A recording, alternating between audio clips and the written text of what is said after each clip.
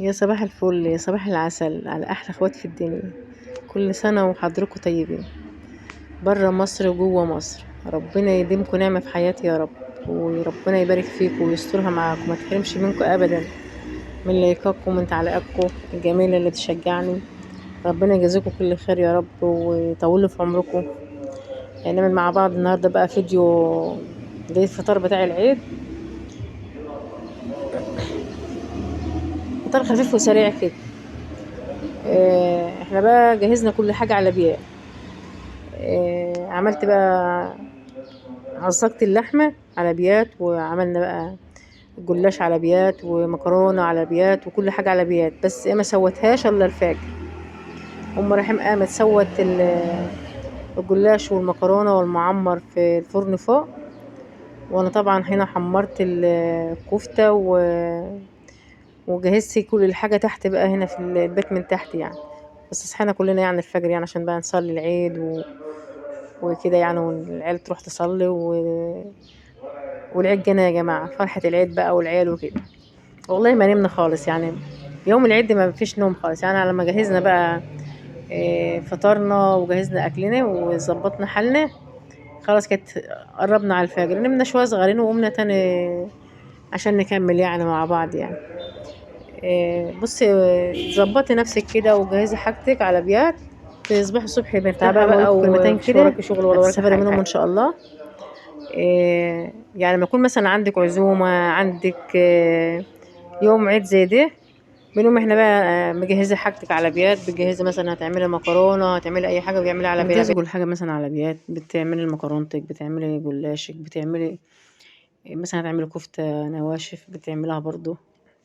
تقوم الصبح بس على التسوية بس، تسوي بس، الحاجة بقى ما بتاخدش منك وقت، وبتبقى طبعا مخلصة اللي وراكي ومنضفة حتتك ومنضفة بيتك. يوم عيد بقى عشان طبعا بيجيلك مثلا قرايبك، بيجيلك قرايب جوزك، بيجيلك صحابك، بيجيلك ناس يعني في البيت، طبعا يبقى بيتك مترتب، بيتك منظمة، نفسك منظمة، حياتك منظمة، شغلك كده يعني. مش مثلا تقولي مثلا هقعد للصبح واقوم واعمل الصبح، مش هتلحقي تعملي حاجة، لان انت بتصحي مثلا، هتصحي مثلا الساعة 4، على ما تجهزي اكلك، على ما مثلا تلبسي هدوم، تلبسي ولادك طبعا اللي وراها عيال، طبعا وراها مثلا عيال هتلبس، هيروحوا يصلوا العيد كده يعني. بيبقى في مبيبقاش في وقت طبعا يعني، بيبقى في شغل تاني غير الشغل يعني لما تعملي مثلا اي حاجة، تجهزي حاجة على بيات، والصبح تكملي تسوية، تكملي كل حاجة بقى بالليل. دي بقى الدمعة ديت انا كنت بعملها للكفتة، بجهزها برضو. ودي المكرونة كانت الأنبوبة بتشطب وبهدلتني آخر بهدلة على ما المكرونة استوت. قعدت أهز فيها لحد ما استوت، قمت جاية مخلصة بقى، قمت جاية مغيرها واسلقها بقى، هنسلقها واجهزها واعمل بقى، جهزت بقى هعمل البشاميل. حطيت مع معلقتين حلوين كده سمنة بلدي، وزودت كمان شوية زيت، نقطة زيت. ان احتجت زيت تاني عادي تحط عادي يعني، ما احتجتيش برضو مش مشكلة، بس ما تمسك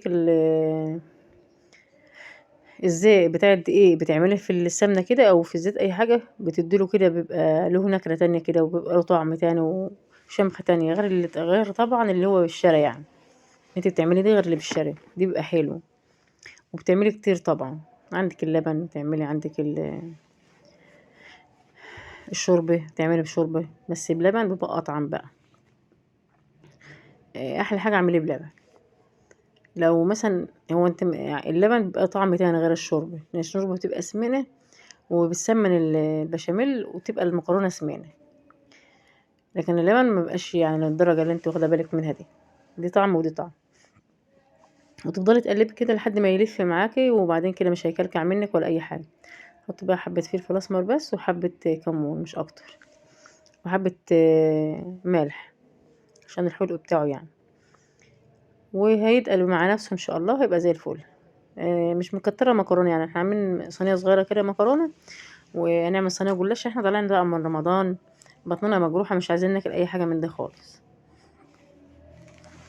بس لازم بقى احنا عندنا بقى متعودين اللي احنا يبقى عندنا مثلا طبيخ يوم العيد دي، طبيخ مثلا لحمة، كفتة، جميع طبيخ عادي زي أي طبيخ.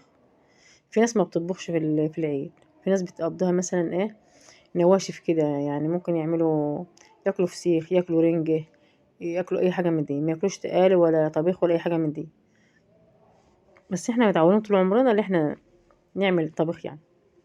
انا كان هفف عليا بصراحة المعمر، عشان ما عملناش معمر في رمضان الا هي مرة واحدة باين في اول رمضان كده. إيه قمت قايله لام رحيم بيقول لنا الرز نعمل شويه معمر. كترت الرز، قلت بقى اسيب الرز الباقي دهوت هيبقى كتير على جوز البرامات دولت، لان البرامات دولت خدوا كفايتهم رز واللبن. لو انا حطيت كمان في كمان طاجن هيبقى اللبن قليل. قلت اسيب التانيين اطبخه رز ابيض، لان عندنا ابو عبد الحكيم ما بيرضاش ياكل المعمر قد كده، بيحب الرز الابيض يعني. احنا بنحب المعمر. قلنا نعمل اسيب التاني اطبخه في حله صغيره كده على قد ما هو هياكل يعني وكده. دول حبة فول كنت انا عينهم عشان اعملهم نابت. قلت اعملهم واعملهم على اسلقهم، بليتهم على بيات، قلت اسلقهم بقى ابلهم اصبح الصبح اسلقهم يبقوا جاهزين الصبح عشان اعملهم على الترمس. زي ايام زمان كده. هو عندي موجود انا ما اشتريتش، موجود عندي بدل ما اشتريتش خلاص. وحلو بنحبه يعني، اللي هو الفول المملح ده. آه، هبقى اوريهولكم، مش هوريكم النهارده لان لسه هعمله. انا سويته بس وغيرت على ما وسبته. هبقى اوريكم بتعمل ازاي يعني. ام رحيم بقى هتعمل المكرونه وانا هعمل الجلاش. عملت بقى حته سمنه في الصينيه كده من تحت، على السمنه حلوه كده. السمنه ما كانتش سايحه، والفرشه اللي احنا بنعمل بيها كانت عنده مسامح. قلنا بقى مش مشكله فرشه بقى، نعمل عملت بالمعلقه وخلاص. بس انا كنت بقول ده مثلا كميه الجلاش هتبقى كبيره على الصينيه، جت هنا بكش على قد الصينيه ما شاء الله، ربنا يبارك يا رب. بالهنا والشفا، كانت طالعه زي الفول. جهزنا بقى حاجتنا كده على جاز زي ما قلت لكم. كانت احنا زي واحنا بنعمل كده دلوقتي، كانت الساعة اعتبروا 2 الساعة 2 بالليل احنا بنعمل كده. لان كنا احنا المغرب بقى ما كناش اشتغلنا المغرب على طول بعد الفطار. كانت ام رحيم راحت مش تعمل لنا هدوم العيد يا جماعة، كنا جايبين هدوم العيد عشان مش هخبي عليكم بقى. وكانت راحت تقصرها لنا كده طويلة. قاعدين من يومها مكسلين، واليوم دي قامت رايحة هي وبابا عبد رحيم يعملهم يعني. وعلى ما جت كانت الساعة بقت كام؟ بقت 11. واحنا بقى بدأنا بقى وانا كنت في المحل. بدأنا بقى الشغل من 11 كده، قعدنا للساعة 2 بقى على ما خلصنا. وكان في مواعين بقى بتاع الفطار، وعملت التقلية وعملت جهزت الحاجة ديت. وبعد كده جينا قعدنا بقى نعملهم، وكل واحد هيروح لحاله بقى، هي تطلع تنام تاخد الحاجة دي فوق وهي طالعة و... وانا اخش انام بقى. هننام لنا ساعتين كده ولا حاجة عشان النهار هيطلع يعني. نقوم نصلي العيد وكده. يلا كل سنة وانتم طيبين. برص رصة بقى، رص جلاش رصة واحدة، يعني ورقة ووديها دهنة سمن، ورقة ووديها دهنة سمن. ومرة أعملها من هنا طويل ومرة من هنا قصير كده، عشان ميبقاش تخينة من ناحية واحدة يعني، يبقى ناحيتين. وهمسك بقى اللحمة، كان أم رحيم خدت نصها وسابت نص. همسك النص دهوت أفرده بقى في الجلاش. كانت أم رحيم كانت مفكرة ده اللي هو الجلاش هيبقى كتير على الصينية، بس ما شاء الله كانت الصينية يعني كويسة يعني، ما كانش تقيلة ولا حاجة. يلا الحمد لله والشكر لله. وكل سنة وانتم طيبين يا جماعة، والله العظيم والله كان رمضان كان حلو وكان مسلي وخيره كان كتير والناس طبعا بتحب ربنا يعني، بتحب بعضها كده في رمضان، وبيعطفوا على بعض في رمضان. لأن ربنا جعل رمضان ده يوم في السنة، شهر في السنة كده صيام، عشان الناس تحس بالناس الغلبانة، بالناس اللي محلهاش حاجة، يعطفوا عليهم يعني مش أكتر. اللي عشان تحس بالجوع زي ما الناس حاسة زي ما الناس جعانة يعني. ربنا هو اللي عايز كده. يلا الحمد لله والشكر لله، نحمد ربنا. لازم نحس ببعض يا جماعة، ونحس يعني نخاف على بعض وما نجرحش بعض بالكلام وكده يعني. على فكرة الجلاش دوت أنا أول مرة أعمله بصراحة، والله انا ما عملته خالص خالص خالص، ولا معاكم ولا مش معاكم بصراحه يعني. بس انا ايه، قلت بقى اعملها كده، جراءه بقى. كانت طالعه تحفه والله، كانت طالعه حلوه قوي. انا مش عارفه انا خدش عليا دور برد ولا ايه، زوري متغير كده، مش عارفه بقى متغير عندكم ولا يبقى مظبوط. انا حاسه كده احساس اللي هو متغير يعني. امسكي بقى تعملي كده ورقه شمال ورقه يمين، ورقه شمال ورقه يمين كده. وبصوا ما تقوليش انا ما بعرفش، اعملي وزي ما تيجي. انت هتبيعها وانت تاكليه، طلعت حلوه هتاكلوها، طلعت وحشه هتاكلوها. ويا حبيبه قلبي، اعملي وما تقوليش ما بعرفش اعمل. ما بتعرفش تعملي اعملي، هتبقى زي الفل. مره تطلع حلوه ومره تطلع وحشه لحد ما تتعلمي. عشان ايه؟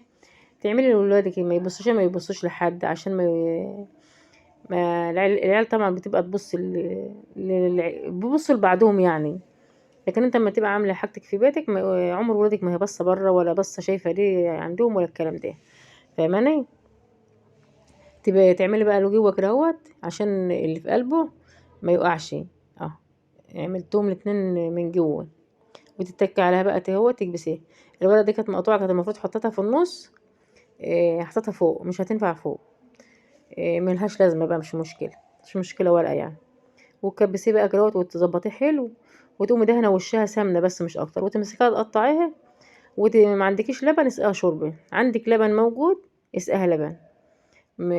اللبن بخليها طريه كمان عن الشوربه، وبخليها حلو مسقسقه وحلوه كده.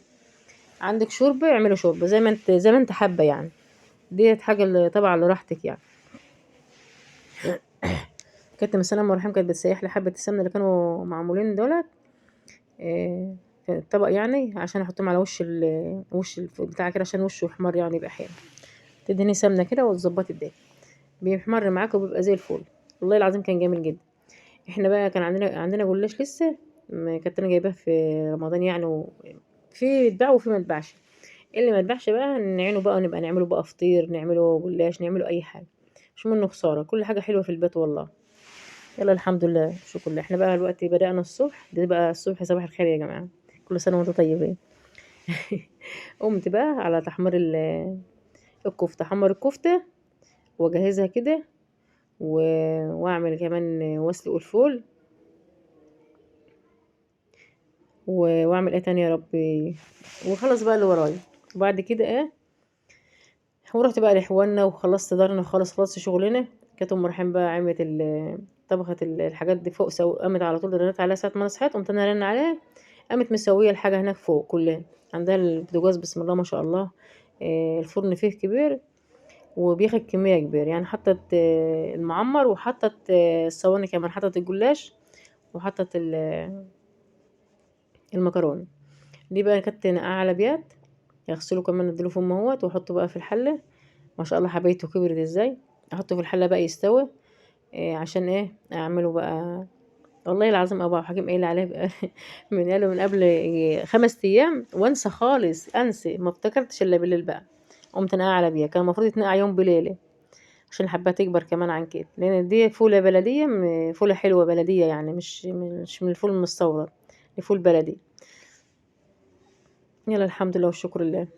غلام جهزت الحاجه. كانت ام رحمه بسم الله ما شاء الله، ربنا يبارك لها يا رب. سوت الحاجه وجابتها هي.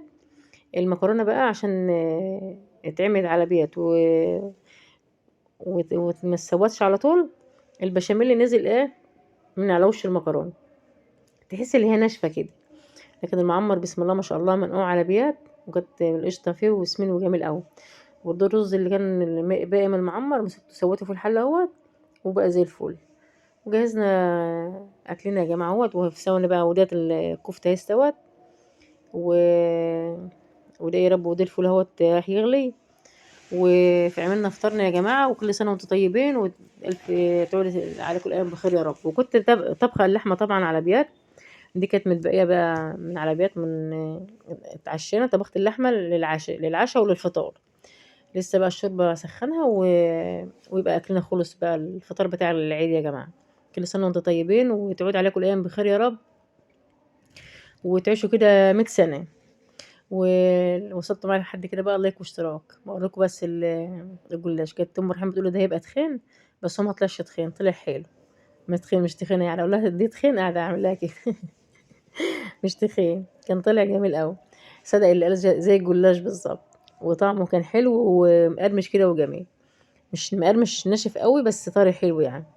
تحسي كده تاكلي، ممكن تاكلي منه صينيه بحالها ما تزهقيش منها، او وما تتعبش كمان يعني، خفيف يعني. عشان مش كنت مكتره السمنه، كنت حاطه سمنه آه، سمنه بلدي، بس ما كنتش مكتره السمنه بتاعته. همسك اعبي بقى في الاطباق كده اهوت، ونعبي بقى المكرونه ونسيب بقى المعمر زي ما هو كده في الطواجن بتاعته، ونطلعها بره. انا بقى بطلع في الاكل بره عند ابو حكيم. كنتوا عاملين ايه؟ لا، انا عاملين معمر بقى، وعاملين مكرونه، وعاملين جلاش، وعاملين الحاجات ديت، وما كانش يعرف ان انا عملت كل الحاجات دي. لان هم كانوا ناموا بقى، واحنا فضلنا شغالين انا وام رحيم. ربنا يبارك فيها يا رب، ويصلح حالها يا رب، ويخلي لها اولادها يا رب بحق جاي النبي. الحمد لله والشكر لله.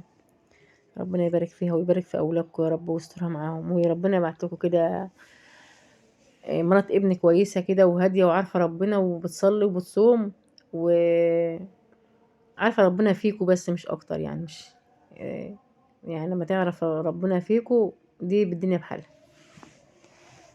وبعدين اللي انت بتعمليه بتلاقيه يا حبيبه قلبي. ربنا يعينكم ويقويكم يا رب، ويديكم الصحه، ويسترها معاكم دنيا واخره، وما تحرمش منكم ابدا والله العظيم، من اللي يفككم وتعالكم. انا بقى كنت غرفت بقى غرفت بتاع الكفته بقى تطلعها بره، وانا قلت بقى غرف المكرونه وغرفت الجلاش، وهي بقى تحول ورايا يعني. نحطه على الطاولة بتاعتنا الحلوة الجميلة اللي هناك دي. هنطلع بقى ناكل مع بعض دلوقتي. تعالوا بقى افطروا معانا يا جماعة. احنا عندنا بقى بنطلع من الجامع لازم يبقى الفطار جاهز، متعودين على كده. اي والله.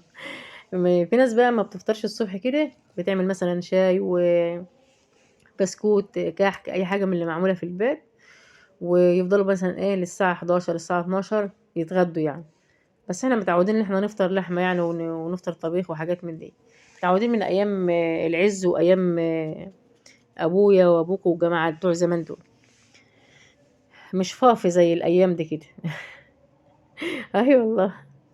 هاجي الايام دي بقى عايزين ياكلوا بقى بتاع جاتوه الصبح كده، وشاي، او مثلا كيكه، او اي حاجه من ديت وخلاص، ويقضوا اليوم. احنا ما طبخناش، ما تعرفش ان ما حسناش بالعيد يا جماعه. لازم نطبخ ونعمل اكل ونعمل كل حاجه. يلا الحمد لله والشكر لله. ربنا يبارك فيكم يا رب، ويسترها معاكم، ما تحرمش منكم ابدا، وربنا يخليكم ويجازيكم كل خير. وبشكركم من كل قلب. وكل سنه وانتم طيبين يا حبيب قلبي. طلع كان لسه بروحين بقى، ما كانش جه من الجامع بقى، طلع من الجامع بقى راح يصلي. كان بيصلي العيد. ابوه جه، وبعدين هو فضل بيسلم بقى على الناس، بيبقوا المشي بقى يسلموا على الجيران، ويسلموا على بعض كده، وهم طالعين من العيد كده. الناس بتود بعضها يعني. احنا عندنا كده يعني، بيطلعوا من الجامع يبصوا يعني مثلا يسلموا على دي، ويروحوا لدي بيعيدوا عليهم. ما عدتش لازم تعيد على جيرانك، تعيد على جارك، تعيد على اصحابك، تعيد على حبايبك كده يعني. احنا عندنا هنا كده، مش مثلا نطلع من الجامع نروح على البيت على طول. لازم نلف كده على حبايبنا، على اخواتنا، على قرايبنا كده. واحنا بقى بعد ما بنفطر ونخلص برضو بنلف برضو مثلا نروح بقى لجيراننا، نروح لاصحابنا، نكلم في اصحابنا في التليفون. لازم نعيد عليهم. كل سنة هم طيبين. هي سنة واحدة يوم واحد في السنة يا جماعة، ناخد بخاطر بعض، حتى جبر الخواطر على الله. اما تتصل كده باختك، تحسسها كده بحنانك، تحسسها كده بحبك، بجارتك، بواحدة صاحبتك، تعيدي عليه. دي بالدنيا والله العظيم بالدنيا. بتبقى مبسوطة طبعا، وبتبقى جبرت بخاطرها. وحاجة تانية كده، مش مثلا اللي انت مثلا مطنشاها او كده. كل سنة وانت طيبة ديت حاجة كبيرة عند ربنا قوي، وهي حاجة قليلة خالص بس كبيرة عند ربنا. تكبري بخاطر بس اللي انت بتقوله كل سنة وانت طيب، تكبري بخاطره، مفيش اكتر من كده. يلا الحمد لله والشكر لله. من الحقيقة انا دوشتكم بقى وصدعتكم، و الفيديو بتاعنا خلص عشان ابطل كلام، لان انا بتكلم كتير بصراحة. يعني انتوا زمانكم بقى تقولوا عليا ده انا رغاية بقى، صح؟ هو انا طبعي كده بحب اتكلم معاكم، وبحب ان انا افضفض معاكم يعني بالكلام. السفرة بتاعتنا يا جماعة ديت بذمكم كده، مش ولا سفرة الملوك يا جماعة، سفرة الملوك اهي. ما شاء الله ما شاء الله. والله العظيم يا جماعة يعني ما اقولكوش، يعني بصوا في ثانية كده. يلا تصبحوا على خير.